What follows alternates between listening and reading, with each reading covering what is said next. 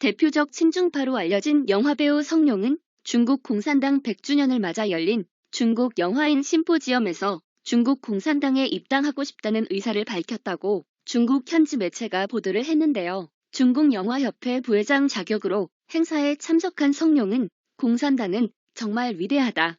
당은 100년도 안 돼 수십 년 만에 약속한 것을 실현할 것이라며 나도 공산당 당원이 되고 싶다고 말했답니다. 과거 홍콩 내 반중국 인사를 중국으로 송환해 처벌하는 홍콩 국가보안법에 지지 의사를 밝힌 바 있듯이 성룡은 친중파로 유명합니다. 홍콩 내 반중 시위가 열릴 때는 자신이 중국 국기인 오성홍기의 수호자라며 유역비 등과 함께 시위를 비판하기도 했습니다. 그러나 성룡의 이러한 희망은 이루어지기 힘들 것으로 보인다고 중국의 누리꾼들은 말하는데요. 혼외 관계로 딸을 낳았지만 양육비를 주지 않았고 아들은 마약 복용으로 논란이 된 점 등을 들고 있습니다. 이런 이유로 성룡은 공산당 입당을 위한 정치 심사에서 통과하지 못할 것이라는 겁니다. 이렇듯 성룡이 중국 공산당에 적극적인 구애를 펼치고 있는 와중에 이와는 극명하게 대비되는 모습을 보여주는 세계적인 중화권 배우가 있습니다. 바로 이연걸입니다. 이연걸은 실제로 티벳 승려가 되려고 했지만 주위의 만류로 포기한 적이 있을 정도로 티벳을 좋아하는 배우입니다.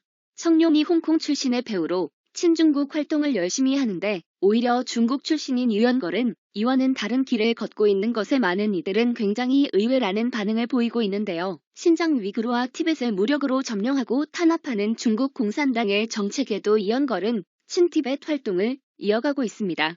심지어 달라이 라마를 주기적으로 만나며 티벳 스님들을 스승으로 모시고 있기도 합니다. 이러한 친티벳 행보는 중국 공산당의 눈밖에 나는 행동으로 중국계인 이연걸에게는 매우 위험한 것입니다.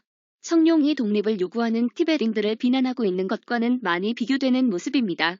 현재 갑상선 기능 항진증으로 치료 중인 이연걸은 스승으로 모시는 티베트 스님에게 가르침을 받아 수행과 명상을 통해 건강을 회복하고 있다고 합니다. 그는 나는 항상 세상이 무엇인지 삶의 의미를 어디에서 찾아야 할지 스스로에게 물었습니다.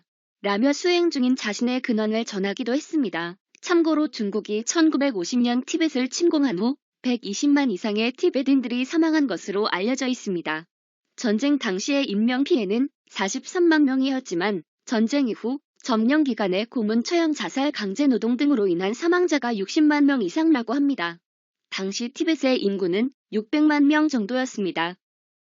이상 CLBS였습니다.